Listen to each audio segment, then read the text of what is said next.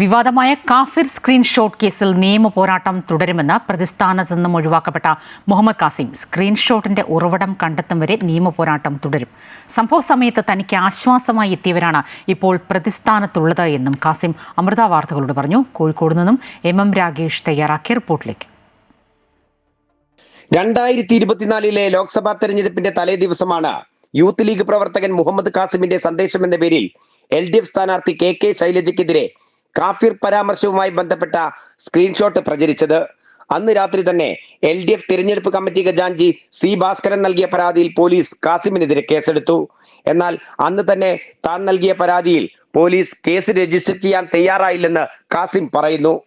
എന്റെ കേസ് എടുത്തില്ല എന്ന് മാത്രമല്ല, 2 ദിവസം കേസ് പിടിച്ചു വെക്കുന്ന സാഹചര്യമുണ്ട്. നമ്മൾ പരാതി കൊടുത്തു, പരാതി എടുത്തില്ല. എന്നാൽ ഭാസ്കരൻ മാഷ് അവിടെ ഞാനന്ന് രാത്രി വരെ 10 മണി വരെ അന്ന് അവിടെ ഉണ്ടായിരുന്നു. എന്നാൽ ആ 10 മണിക്ക് പോലും എന്തായാലും ഭാസ്കരൻ മാഷ് അവിടെ എത്തിയിട്ടില്ല. ഞാൻ അന്ന് 4:30 മണിയോടുകൂടി SP ഓഫീസിലെത്തി പരാതി കൊടുത്തിട്ടുണ്ട്. എന്നാൽ ആ പരാതി സ്വീകരിച്ചില്ല എന്ന് മാത്രമല്ല, ഭാസ്കരൻ മാഷ് ഓഫീസിൽ നിന്ന് വിളിച്ച പറഞ്ഞതിൻ്റെ അടിസ്ഥാനത്തിലാണ് എന്താക്കിയിട്ടുള്ളത്, അന്ന് പരാതി സ്വീകരിച്ചിട്ടുള്ളത്. പിന്നീട് ലോക്കൽ പോലീസ് നടത്തിയ അന്വേഷണത്തിലും കാസിമിന് സ്ക്രീൻഷോട്ടിൽ പങ്കില്ലെന്ന് തെളിഞ്ഞു.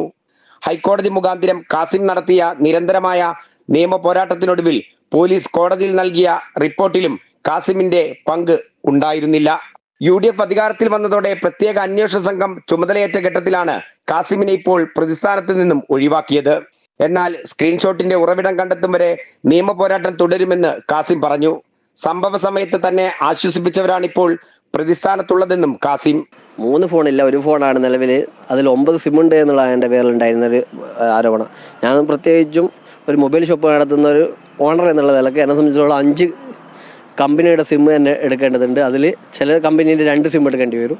അപ്പോൾ ആ രീതിയിൽ എടുത്ത സിമ്മുകളാണ് എന്താക്കിയിട്ടുള്ളത് അന്ന് കണ്ടെത്തിയിട്ടുണ്ടായിരുന്നത്. അന്ന് നമ്മളത് കൃത്യമായിട്ട് അതിൻ്റെ കാര്യങ്ങൾ സോഴ്സും കാര്യങ്ങളും നമ്മളെ സംഗതികളൊക്കെ അന്നും പറഞ്ഞിട്ടുണ്ട്. ഇന്നും അത് തന്നെയാണ് അന്വേഷണ സംഘത്തോട് നമ്മൾ സൂചിപ്പിച്ചിട്ടുള്ളത്.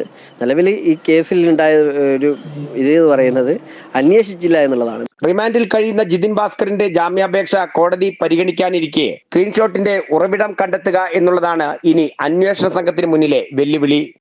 രാഗേഷ്, അമൃത ന്യൂസ്, കോഴിക്കോട്.